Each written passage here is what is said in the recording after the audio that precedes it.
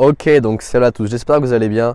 Donc aujourd'hui, je vais vous parler de comment gérer les clients mécontents sur votre shop. Parce qu'il faut savoir que quand vous allez avoir 10, 20, 30, 50, 100 clients, il va y avoir forcément des clients qui seront mécontents. Surtout si vous êtes sur AliExpress, donc vous allez avoir des délais de livraison de 15 à 20 jours. Donc vous allez forcément avoir des clients mécontents. Donc, je vais vous montrer tout simplement les emails à envoyer, les emails types, les templates types à envoyer aux clients mécontents qui n'ont pas reçu leur colis, qui vous menacent de porter plainte, etc., etc. Il y a aussi des stratégies à avoir pour rendre votre client tout simplement satisfait. Donc on va voir ça sur mon écran directement. Je vous dis ciao. Ok, donc nous allons voir comment gérer les clients mécontents en fonction des types de clients, parce qu'il faut savoir que vous allez avoir des clients qui seront mécontents pour différentes raisons. Donc nous allons voir trois principales raisons ici dans cette vidéo, et puis je vais vous montrer les messages types qu'il va falloir mettre, qu'il va falloir utiliser sur votre shop. Donc ce que je vais faire, c'est que après je mettrai tout ça dans la description, donc vous allez pouvoir tout simplement copier-coller ces messages là et puis tout simplement les utiliser. Donc alors, commençons directement. Il va y avoir en général trois types de clients mécontents. Le premier, qui sera vraiment le plus récurrent, ce sera les clients qui n'ont pas reçu leur colis. Donc c'est des clients qui vont vous envoyer un message au bout de quelques jours. Généralement en une semaine, ils vont commencer à vous envoyer un message disant voilà, ça fait une semaine que j'ai commandé, j'ai toujours pas reçu. Bon, voilà, tout simplement. La deuxième personne, le deuxième type de client va vous envoyer un message parce que son objet sera cassé au bout de quelques jours. Et donc ça, comme je l'ai marqué ici, c'est très probable avec AliExpress parce que les produits AliExpress en général, c'est pas tous bien sûr, mais en général c'est des produits qui sont pas très fiables, c'est des produits qui se cassent très facilement. Donc vous allez avoir aussi ce type de client qui est quand même moins fréquent que le premier type, mais qui arrive souvent aussi.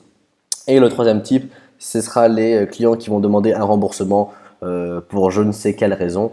Donc voilà, on va voir comment les gérer. Donc alors, comment gérer le premier type de client qui va vous demander pourquoi son colis n'est toujours pas arrivé. Donc première chose que vous allez faire déjà avant même de répondre au mail, c'est que vous allez bien vérifier que dans votre FAQ, vous avez mis que la livraison se fait, je ne sais pas, entre 15 et 20 jours ou alors entre 20 et 25 jours. Voilà, mais il faut vraiment l'afficher ça, il faut afficher vraiment ça sur votre FAQ. C'est très très important. Comme ça, les personnes, si elles veulent porter plainte, vous n'y êtes pour rien, vous n'êtes pas responsable parce que vous l'avez déjà affiché sur votre shop. Donc voilà.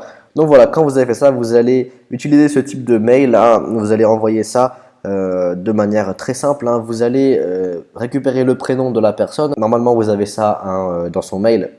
Donc vous allez dire bonjour plus le prénom de cette personne. Il faut savoir que quand on rajoute le prénom, ça rajoute un côté un petit peu humain. Et donc ça, c'est très très important dans les emails. Donc voilà, vous allez dire bonjour plus le prénom. Merci pour votre message. Soyez toujours courtois, soyez toujours poli. C'est très très important. Même si le client est un gros con, vous n'en avez rien à foutre. Soyez très très très courtois et très poli. Donc voilà, vous allez dire sachez que nos produits mettent en général entre 14 et 20 jours à être expédiés comme énoncé de notre FAQ. Et donc là, vous allez mettre le lien de votre FAQ. Très très important. Comme ça, les personnes pourront se référer à votre FAQ s'il y a un problème. Donc voilà, vous allez ensuite rajouter une petite phrase disant « Ne vous inquiétez pas, votre produit arrivera sous peu. Merci pour votre patience, l'équipe. » Et là, vous insérez le nom de votre shop. Tout simplement. Donc ça, c'est un message très court, mais qui est très efficace. Donc vous pouvez le prendre, il n'y a aucun problème. Ça va déjà rassurer le client et ça va tout simplement vous rassurer vous, parce qu'il faut savoir que c'est toujours un petit peu stressant d'avoir des clients qui sont mécontents. Donc voilà, ça va vous rassurer vous aussi. Donc maintenant, on va gérer les types de clients qui veulent se faire rembourser parce que l'objet est cassé. Donc là, ce que vous allez dire, c'est que vous allez faire un message très court. Vous allez dire pareil, bonjour avec le prénom de la personne.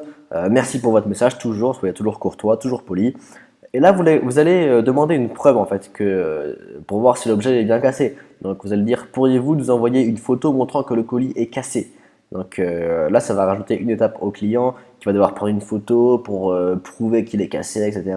Et si c'est vraiment le cas, ce que vous allez proposer en premier lieu, vous allez proposer un code promotion de 40% sur l'ensemble de la boutique. Voilà.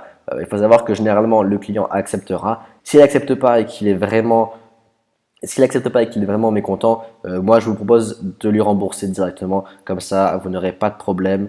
Il faut savoir qu'il faut toujours éviter les confrontations hein, avec les clients parce qu'il y a des clients, voilà, vous ne savez pas ce qu'ils ont dans leur tête, hein, ils peuvent porter plainte, ils peuvent dépenser 300-400 euros dans un avocat pour que votre site ferme, hein, tout simplement.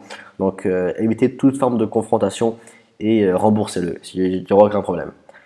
Et donc le troisième type de client, hein, comme on l'a vu précédemment, c'est le client qui va demander un remboursement. Donc là, c'est un petit peu subtil. Voilà pourquoi il va falloir utiliser ce message-là. En fait, on va mettre plus insérer prénom aussi. Hein. Il n'y a pas de problème. Voilà, donc vous prenez le prénom, bonjour plus le prénom. Merci pour votre message, comme d'habitude. Le remboursement de votre produit doit se faire sous les conditions suivantes.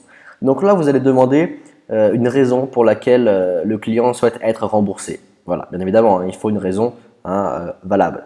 Et ensuite, vous allez rajouter une étape au client.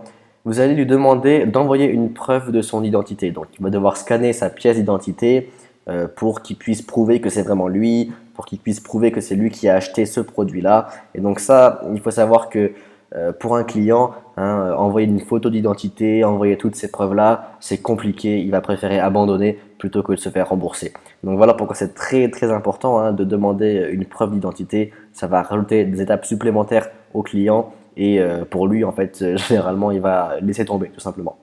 Donc voilà, l'équipe service après-vente analysera votre demande et nous allons vous recontacter sous peu.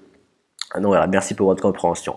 Voilà, donc simplement, si une personne souhaite être remboursée, il va falloir quand même qu'elle suive une procédure assez lourde. Hein. Donc il faut savoir qu'il va falloir qu'elle envoie une preuve de son identité, une raison hein, pour laquelle elle souhaite être remboursée. Donc voilà, c'est quand même assez lourd et en général, la personne ne va pas aller plus loin et la personne va laisser tomber. Donc voilà pourquoi c'est un message qui marche extrêmement bien. Donc voilà, si maintenant vous avez des problèmes avec des clients qui sont très mécontents, qui pensent que vous faites de la fraude, nous on a reçu ça il y a peu de temps, je vous montre un screen, une personne qui, voilà, qui disait, voilà, moi je travaille dans le service juridique, hein, je peux entamer des procédures, etc., etc. Donc là, quand vous recevez ce genre de message, déjà vous avez un petit coup de pression. Hein. Nous je vous le disais qu'on a un petit coup de pression, mais ça arrive très souvent, c'est des clients hein, qui sont très mécontents et qui veulent vous mettre la pression pour être remboursés. Donc ce que vous faites, comme je vous l'ai dit précédemment, évitez toute forme de confrontation et remboursez-les directement pour pas qu'il y ait de problème. Voilà. Parce qu'il faut savoir qu'il y a des clients, hein, ça arrive, qui peuvent dépenser, je veux dire, des centaines d'euros pour porter plainte contre vous, contre votre shop, hein, alors que bon, ils ont acheté un produit à 15 balles. Mais voilà, c'est les règles du jeu, c'est le jeu. Mais si vous utilisez ces types de messages que je vous transférerai, hein, bien sûr, il n'y a pas de problème, normalement, vous n'aurez aucune confrontation et vous aurez un service client parfait. Il faut savoir que moi, le service client, c'est vraiment ce qui me gêne le plus dans le dropshipping. C'est pour ça qu'il faut vraiment déléguer ça aux personnes qui savent vraiment faire, hein, qui savent vraiment faire du service client. Déléguez ça le plus vite possible hein, quand vous commencez à faire 1000, 2000 euros de vente. Déléguez ça, c'est très important. Ça vous enlèvera énormément de stress et ça va vous soulager. Hein. Donc voilà, c'est à peu près tout ce que je voulais dire à propos des clients mécontents. Ne stressez pas, restez calme bien évidemment. Et il faut vous dire que dans le pire des cas, vous remboursez le client, il n'y aura pas de problème. Donc voilà les gars, c'est à peu près tout. On se retrouve dans une prochaine vidéo et moi je vous dis ciao.